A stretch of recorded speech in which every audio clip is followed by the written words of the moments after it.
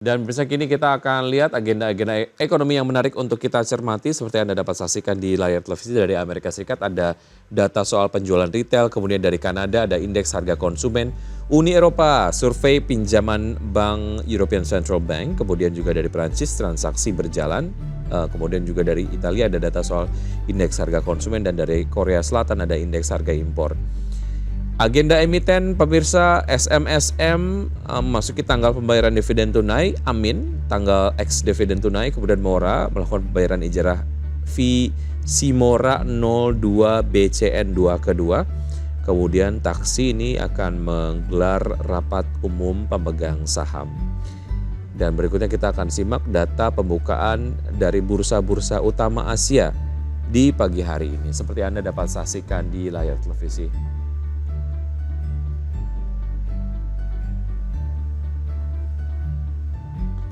Untuk pembukaan dari Bursa Asia, pemirsa.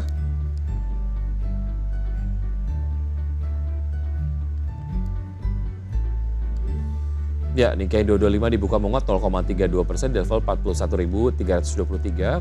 Sementara STI, Kospi dan juga Hang Seng dibuka melemah dengan pelemahan masing-masing 0,69%. Untuk STI di level 3.475. Kospi Korea dibuka melemah di level 2.860, melemah 0,03%, dan Hang Seng Hong Kong melemah 0,95% di level 17.845.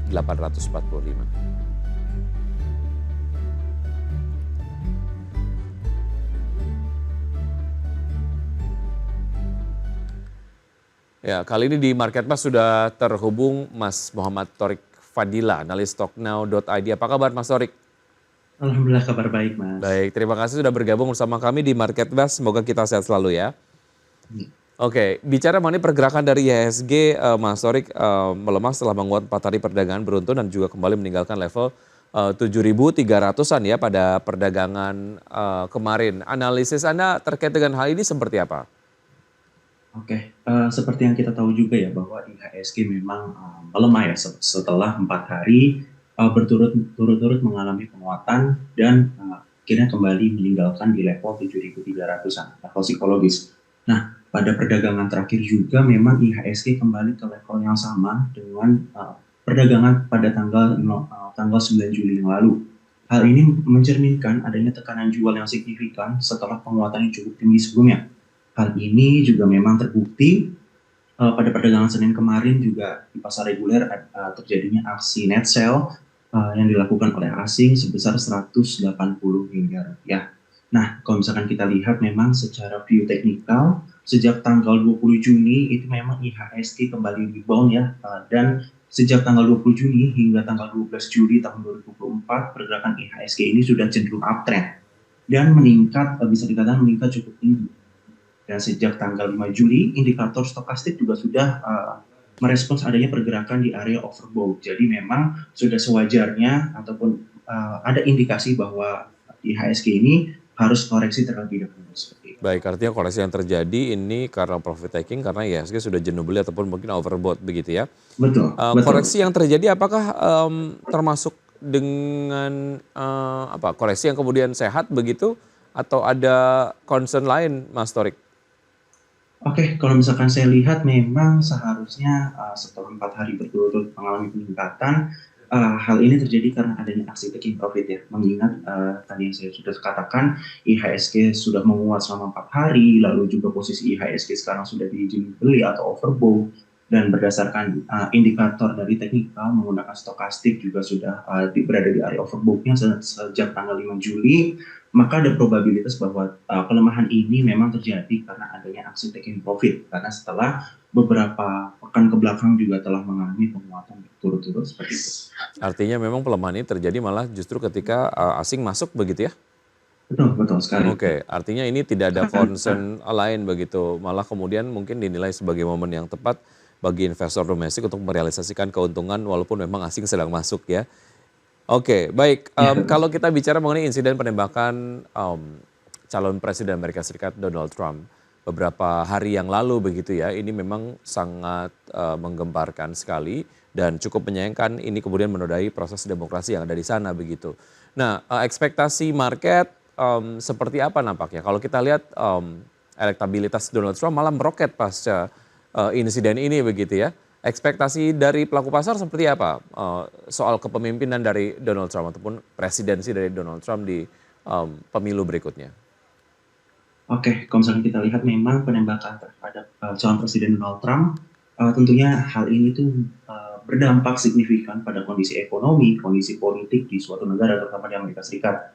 Nah, kejadian ini memang meningkatkan ketidakpastian politik di negara tersebut, lalu juga akan berpengaruh terhadap keputusan investasi para calon investor terhadap pasar keuangan ataupun pasar saham di Amerika Serikat, dan tentunya ini juga bisa menjadi volatilitas di pasar keuangan terutama dolar. Bisa jadi memang setelah kejadian tersebut dolar kecenderungan melemah. Hal ini juga bisa dilihat memang dari perbandingan antara rupiah dengan US dollar, yang mana rupiah saat ini berada di kisaran psikologis 16.100 dibandingkan sebelumnya yang berada di 16.300. Nah, hal ini tentunya akan berdampak berdampak luas terhadap kebijakan ekonomi maupun kebijakan politik ke depannya. Namun memang yang perlu di-highlight di sini, setelah terjadinya penembakan di Donald Trump tidak ada pengaruh signifikan mengenai sentimen yang berada di negara Amerika Serikat. Hal ini juga terbukti memang kondisi dari pasar US juga tidak begitu pengaruh, tidak mengalami pelemahan yang sangat signifikan. Bahkan pada perdagangan kemarin pun indeks Dow Jones ini menguat di 0,53%. Artinya meskipun terjadinya sentimen negatif, yaitu terjadinya penembakan, namun karena elektabilitas Donald Trump juga kembali meningkat, hal itu tidak berpengaruh signifikan di pasar saham maupun di kondisi ekonomi di Amerika Serikat. Baik, artinya kalau kita lihat secara runutannya terjadi insiden ini, setelah itu elektabilitas Donald Trump naik, kemudian bursa Amerika ditutup cenderung naik, begitu ini kan kemudian mungkin dinilai Donald Trump sendiri dinilai favorable dibandingkan dengan Joe Biden ya? Menurut Anda Betul, seperti apa? Mas. Dari point of view investor global? Sebenarnya memang kalau misalkan kita lihat dari perbandingan antara Donald Trump ataupun dari Joe Biden itu sendiri, memang sebenarnya dari kalangan masyarakat pun sepertinya ya terlihat berpihak pada Donald Trump, karena memang di Donald Trump itu sendiri fokusnya adalah perang dagang, bukan perang kemanusiaan yang terjadi saat ini. Memang di era Joe Biden ini kan perang kemanusiaan bisa dikatakan ya itu kembali mencuat, seperti terjadinya antara Israel dengan Palestina, yang mana Amerika Serikat mendukung hal tersebut. Nah, yang terjadi pada Donald Trump dulu, pada saat kejayaan Donald Trump, memang tidak berdampak signifikan terhadap perang kemanusiaan, yang melainkan perang dagang antara Amerika Serikat dengan China. Terfokuskannya sebenarnya perang dagang. Hal itu tentunya menjadi katalis positif, dan itu menjadi membuat Donald Trump itu mendapatkan dukungan yang cukup kuat oleh kalangan masyarakat. Oke, Itu kalaupun memang pandangan saya terkait terjadi Donald Trump dengan Joe Biden. baik, kalaupun memang terjadi perang maksud saya, yang terjadi adalah cyber war dan juga trade war begitu ya antara Betul, kemudian betul. Amerika dan juga China sebagai contoh pada saat Donald Trump menjabat sebagai presiden beberapa tahun yang lalu. Lalu bagaimana implikasinya terhadap kemungkinan kenaikan data inflasi dan juga ini berpengaruh terhadap kebijakan The Fed yang cenderung hawkish nantinya, Mas Torik? Oke, kalau misalkan kita lihat memang ya dari inflasi Amerika Serikat bulan Juli itu kan termasuknya melandai ya, berada di kisaran level 3%, maka memang ada probabilitas bahwa The Fed itu akan menurunkan tingkat suku bunganya. Namun itu kapan? Ada proyeksi dari berbagai analis bahwa The Fed itu diproyeksikan akan menurunkan tingkat suku bunganya di bulan September tahun 2024. Nah, hal ini tentunya akan menjadi sentimen positif terhadap perekonomian di Amerika Serikat, dan tentunya akan berdampak di negara-negara emerging market seperti Indonesia. Jadi Baik. memang bisa dikatakan bahwa inflasi ini dapat mendorong untuk lebih cepat dalam menurunkan tingkat suku bunganya, seperti itu. Oke, konteksnya mengenai kemungkinan tersebut terjadi jika Donald Trump betul-betul terpilih kembali begitu ya menjadi presiden Amerika Serikat. Tapi kalau kita majukan konteksnya, which is itu adalah belakangan terkait dengan sentimen dovish yang disampaikan oleh Jerome Powell terkait dengan inflasi dan juga kebijakan suku bunga acuan yang akan diambil, most likely mungkin akan turun suku bunga The Fed. Ini akan Betul. mengatrol IHSG, Mas Torik, pasca kemarin melemah? mengontrol, mohon maaf maksudnya seperti gimana? Ya, Powell sendiri mengatakan ada data yang kemudian cukup positif dan juga direspon dengan kebijakan The Fed yang dovish begitu. Sejauh mana ini kemudian akan memberikan sentimen positif lah untuk penguatan dari IHSG pasca kemarin koreksi. Oke, kalau misalkan kita lihat memang ya, kalau misalkan dilihat dari angka inflasi yang juga bisa dikatakan cukup melandai, lalu juga ada perkataan dari The Fed yaitu akan bersikap dovish, saya menilai meskipun memang IHSG saat ini terkoreksi, jika pada akhirnya The Fed ini akan menurunkan tingkat suku bunganya ya pada bulan September, ini akan berpengaruh signifikan terhadap kondisi IHSG. Kenapa? Karena memang seperti yang kita lihat juga BI rate ini sempat menaikkan tingkat suku bunga ke level 6,25%. Hal ini juga akan menjadi pembobot terbesar dalam sektor perbankan, yang mana sektor perbankan merupakan ada 4 big banks yang memiliki market cap terbesar juga dalam pergerakan IHSG. Jika memang ada probabilitas bahwa penurunan tingkat suku bunga ini ada di bulan September itu, maka hal ini akan berdampak besar terhadap pergerakan IHSG, yang mana tentunya saham sektor perbankan ini tidak begitu pengaruh signifikan terhadap suku bunga, dan hal itu akan membuat saham sektor perbankan ini kembali melanjutkan kenaikannya dan mendorong pergerakan IHSG ke depannya. Baik, pada perdagangan kemarin Brent melemah 4,23% dan juga Telkom 1,86%. Dua-duanya adalah emiten ataupun saham-saham yang memang kapitalisasinya cukup besar begitu ya. Ini juga mempengaruhi pergerakan dari IHSG kemarin yang ditutup di zona negatif ataupun kemudian turun dari level 7.300-an. Nah, analisis Anda terkait dengan Telkom dan juga Brent seperti apa, Mas Torik? Oke, kalau misalkan kita lihat ya dalam pergerakan perdagangan hari Senin, bahwa memang bisa dilihat sektor infrastruktur ini mengalami pelemahan sebesar 1,05%. Yang menjadi perhatian adalah saham yang memiliki market cap terbesar, itu bisa dikatakan Brent ya. Brent ini mengalami pelemahan cukup dalam hingga 4,23%. Yang saya lihat memang dari saham Brent itu sendiri adalah mayoritas asing sudah melakukan aksi net sell ya terhadap saham Brent sejak tanggal 5 Juni tahun 2024. Terlebih lagi pada perdagangan Senin, Brent di net sell asing juga cukup besar, sehingga hal ini tentunya memboboti pergerakan IHSG pada hari Senin. Hal serupa juga terlihat pada saham Telkom. Melihat saham Telkom juga sudah menguat sebesar 14% sejak rebound kembali ya, setelah di level 2.700 angka psikologis. Hal ini tentu menjadikan aksi taking profit terhadap saham Telkom, yang mana setelah meningkat penguatan harga sebesar 14% seperti itu. Oke, analisisnya ataupun mungkin rekomendasinya lah untuk kedua saham ini menurut Anda seperti apa? Pelemahannya bisa dimanfaatkan untuk kemudian bisa masuk atau Anda masih melihat kemungkinan kedua saham ini akan melemah lebih lanjut? Oke, kalau misalkan kita lihat pada saham Brent ya, sebenarnya memang Brent ini manfaatkan untuk momentum saja ya. Karena memang kalau misalkan kita lihat secara fundamental, itu kecenderungan sudah over value sekali.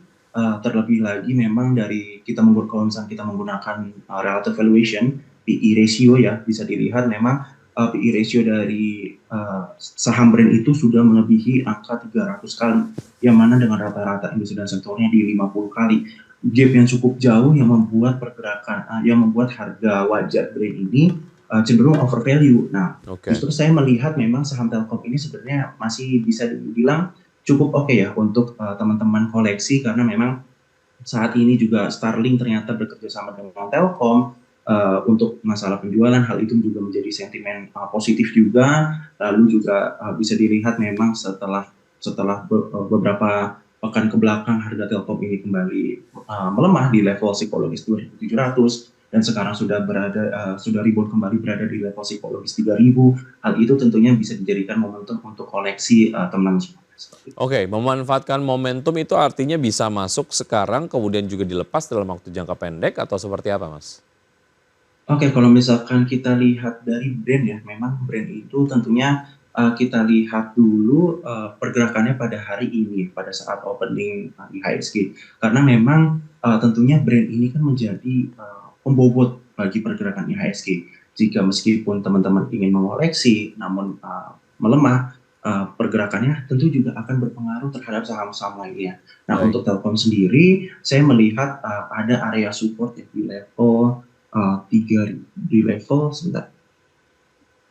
Di level psikologis di 2.900 sampai dengan 3.000 itu teman-teman bisa koleksi tentunya sesuai dengan trend teman-teman semua seperti itu. Baik, ada 4 saham pilihan yang Anda rekomendasikan pagi hari ini. Kita akan bahas usai jeda berikut ini Mas Torik. Dan pemirsa tetap bersama kami akan segera kembali. Terima kasih Anda masih bergabung bersama kami pemirsa. Kini kita akan saksikan saham-saham pilihan pada pagi hari ini dari Mas Torik. Seperti Anda dapat saksikan di layar televisi untuk saham-saham pilihan pagi hari ini diantaranya adalah SRTG dengan rekomendasi buy, support di 1450, resistance di 1570, JPFA support di 1585, resistance di 1720, rekomendasi buy, ICBP support di 10175, resistance di 11150 dengan rekomendasi buy. Kemudian juga ada IMJS dengan support di 177 dan resistance di 195 juga direkomendasikan buy. Oke, ini kita akan bahas satu-satu, Mas Torik. Untuk Saratoga seperti apa analisis lengkapnya? Oke, kalau misalkan kita lihat memang secara view teknikal ya, sebenarnya dari Saratoga ini sendiri bisa dilihat juga bahwa candlestick-nya ini bullish, lalu juga bisa dikatakan di atas MA5 maupun MA50-nya. Sudah berada bisa dikatakan di area support ini di MA5 maupun MA50. Lalu juga saat ini memang SRTG ini sedang menguji level resistance dynamicnya di MA200 di level 1545. Tentunya ini bisa dilihat juga bahwa sebenarnya kalau misalkan dari stokastik juga indikatornya itu terjadi golden cross meskipun di area overbought-nya, lalu juga volume pada perdagangan kemarin itu mengalami peningkatan. Nah, lalu juga ada terjadi foreign accumulation sejak pekan lalu senilai 7,4 miliar rupiah pada average di 1445. Gap-nya meskipun memang sudah begitu jauh, cuma ini menjadi sentimen positif bahwa sebenarnya Saratoga ini sedang diakumulasi meskipun dengan angka yang cukup kecil di 7,4 miliar rupiah. Seperti itu untuk Saratoga. Oke, kalau kita lihat pergerakannya sendiri 1 bulannya sudah menguat 10,74% dan mingguan sudah menguat 1,7% begitu ya. Tapi penguatan ini belum kemudian membuat valuasi dari Saratoga sendiri kemahalan ya. Apalagi kemudian Anda tadi merekomendasikan untuk level masuknya adalah di 1495. Tapi harga terakhir 1495 artinya harga terakhir ini bisa langsung masuk ke Saratoga ya? Betul sekali, bisa langsung buy di area 1495. Target price di level berapa Mas Torik? Oke, kalau misalkan di target price sendiri sebentar. Target price saya itu pada di take profitnya itu take profit pertama di 1540 dan take profit keduanya di 1570 dengan stop lossnya di 1450. Baik, menengah ke panjang untuk Saratoga? Sebenarnya ini untuk tren jangka pendek dan menengah ya, karena memang kalau misalkan untuk investasi memang Saratoga secara fundamental belum begitu berkinerja positif ya. Hal ini terlihat bahwa dari PE ratio-nya itu masih minus, berarti ada terjadinya bahwa laba dari Saratoga itu mengalami tergerus gitu, mengalami penurunan seperti itu. Oke, tapi secara potensi sektor usaha dan lain-lain ini mungkin cukup potensial ya? Betul sekali. Oke, makanya Anda kemudian merekomendasikan menengah ke panjang, tapi secara teknikal juga menarik kalau mau dimanfaatkan untuk trading bisa juga masuk ke Saratoga. Japfa Confit Indonesia Tbk atau JPFA menjadi saham yang Anda juga rekomendasikan di pagi hari ini, level terakhir di 1645. Analisis lengkapnya Mas Torik? Oke, kalau misalkan kita lihat dari JPFA ya, insight-nya yang pertama itu adalah candlestick bisa dibilang bullish di atas MA10, lalu juga MACD ini masih bergerak bullish pada area positifnya, meskipun memang dari indikator stokastik ini sudah menunjukkan di area overbought-nya. Lalu kalau misalkan kita lihat dari candlestick, memang Java ini berada ditutup di level tertingginya, hal itu menjadi indikasi positif. Nah, kalau misalkan kita lihat ya dari fundamental mengenai JPFA, sebenarnya memang JPFA ini sudah cukup murah ya dari valuasi relatifnya menggunakan PE ratio, yang mana JPFA ini PE ratio-nya di 7,25 kali. Kalau misalkan kita bandingkan dengan kompetitornya yaitu Jepin, itu PE ratio-nya 31,71 kali. Gap yang cukup tinggi mengindikasikan bahwa sebenarnya JPFA ini jauh lebih murah dibandingkan pesaingnya seperti itu. Baik, 1 bulannya sudah menguat 27,52%, mingguan 4,44%. Walaupun Anda kemudian melihat ini sudah masuk area overbought, tapi masih ada possibility potensial upside untuk Java ya. Betul, betul sekali. Oke, target price untuk Java di level berapa, Mas? Oke, kalau misalkan Java memang untuk buy kita di 1645, TP1-nya di 1690, mohon maaf. Take profit keduanya di 1720 dan stop loss-nya di 1585. Oke, di tahun 2023 sini Java raih penjualan bersih 51,18 triliun rupiah begitu ya, dan Java juga mengakui memang konflik geopolitik ini mempengaruhi kenaikan biaya bahan baku produksi gitu. Sejauh mana ini kemudian mungkin jadi concern untuk mereka yang mau masuk ke Java, Mas Torik? Sebenarnya memang kalau misalkan poultry itu kan sebenarnya penguatannya didukung oleh sentimen juga ya. Terlebih lagi memang banyak sekali kita bahan baku itu masih menggunakan dolar terhadap kalau misalkan kita lihat depresiasi rupiah juga sempat terjadi yang membuat saham-saham dari sektor poultry ini bisa dikatakan menurun lalu kembali rebound sejak bisa dikatakan sejak tanggal 20 Juni tahun 2024. Mengingat juga sejak akhir Juni tahun 2024, rupiah sudah mulai apresiasi lagi meskipun memang masih berada di level psikologis 16.000 seperti itu. Oke, dari satu saham yang secara bisnis ini memang terpengaruh dari pergerakan harga komoditas yang juga cukup terpengaruh terkait dengan volatilitas harga gandum, yaitu adalah ICBP. Anda merekomendasikan buy juga untuk ICBP, sejauh ini bergerak melemah ya 0,95% di level 10.525, levelnya terus kemudian bergerak. Untuk level buy-nya yang Anda rekomendasikan adalah di level 10.575. Artinya ini adalah di level terakhir bisa langsung masuk ya untuk ICBP. Oke, sebenarnya memang bisa dikatakan sudah boleh untuk masuk ya, karena memang dari indikator teknikal juga sudah mendukung, yang mana saat ini CBP sebenarnya lagi mencoba untuk menembus area resistance dinamiknya EMA 200 di 10.800. Nah, kalau misalkan kita lihat juga memang CBP ini candlenya bisa dikatakan bullish pada perdagangan kemarin dan breakout di EMA 50 maupun EMA 5-nya. Nah, meskipun memang hari ini pelemahan, tentunya bisa dijadikan momentum ya sebelum masuk ke area stop loss-nya di area 10.175 seperti itu. Oke, menengah ke panjang ya untuk ICBP? Betul sekali, menengah dan jangka panjang. Baik, INDF menebar dividen 2,34 triliun rupiah akan dibagi akhir Juli 2024. Menular nggak ini sentimennya ke ICBP? Sebenarnya bisa dikatakan menular juga ya, karena memang bisa dikatakan INDF maupun ICBP juga sama-sama akan membagikan dividen berada di kisaran 200-an rupiah per lembar sahamnya. Tentu itu juga akan mengikuti dari induknya yaitu INDF.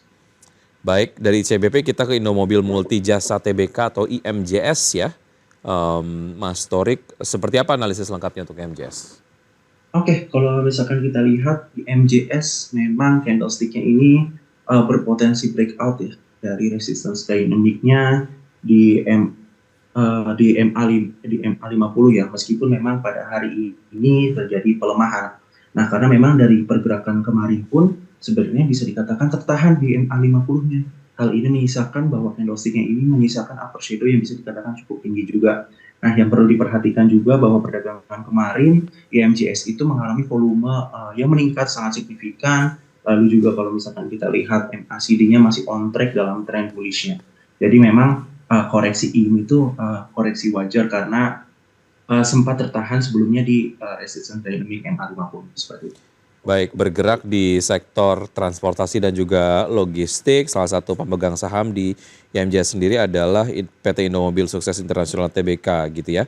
Ini harga terakhir di 182 memungkinkan untuk kemudian bisa langsung masuk ya. Anda tadi memproyeksikan ataupun merekomendasikan level masuknya di 184. Artinya ini lebih murah dibanding level yang Anda merekomendasikan.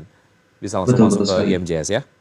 Boleh. Baik, oke, itu dia saham-saham yang direkomendasikan pagi hari ini dari Mas Torik. Ada Saratoga, Java, ICBP, dan juga IMJS. Usai jeda berikut ini kami akan membahas mengenai data pembukaan dari ISG di pembukaan perdagangan sesi 1. Tetap bersama kami akan segera kembali. Terima kasih Anda masih bergabung sama kami pemirsa, dan kini kita akan simak data dari pembukaan IHSG pagi hari ini. Dari pembukaan tadi di jam 9 begitu sampai sekarang di IDX menunjukkan waktu 9:06. Kita lihat pergerakan IHSG menguat 0,12% di level 7.287,883. Kemudian saham-saham yang masuk jalan top gainers diantaranya adalah ada Ricci, Archie, kemudian juga ada Suri, Guna, ada Meja, IOTF, Labs, Laba, dan juga Golf. Kemudian top losers ada ISIA, Bull, Wika, RTX, SMDR, PV, ICBP, kemudian juga BATR, SLIS, SSMS. ICBP Anda tadi merekomendasikan untuk buy, tapi sejauh ini masuk ke top losers, bisa dimanfaatkan untuk kemudian bisa masuk ke harga yang lebih murah ya, Mas Torik ya. Betul sekali, bisa memanfaatkan momentum mumpung harganya bisa dikatakan jauh lebih murah ya dibandingkan dengan trade plan saya seperti itu. Baik, karena secara potensi penguatan Anda masih bisa melihat untuk ICBP begitu. Kalau kita lihat data pembukaan market hari ini di level 7.200-an tentu saja ya masih kemudian menunjukkan tren pergerakan positif. Secara general Anda merekomendasikan pergerakan IHSG hari ini akan seperti apa, Mas Torik? Oke, kalau misalkan kita lihat yang memang sebenarnya proyeksi saya ini sebenarnya pergerakan IHSG akan kecenderungan melemah terbatas, karena memang kalau misalkan kita lihat dari saham-saham perbankan juga kecenderungan itu melemah, disusul juga dengan saham brand yang bisa dikatakan pada perdagangan ini itu melemah 0,5%. Hal ini akan mendorong pergerakan IHSG kecenderungan melemah. Target saya memang melemah di IHSG itu berada di target supportnya adalah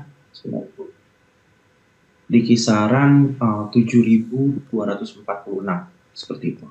Baik, kalau kita lihat arah perbankan dan juga rekomendasi jelang rilis kinerja kuartal 2 tahun 2024 seperti apa? Mana yang kemudian mungkin bisa dipilih oleh investor?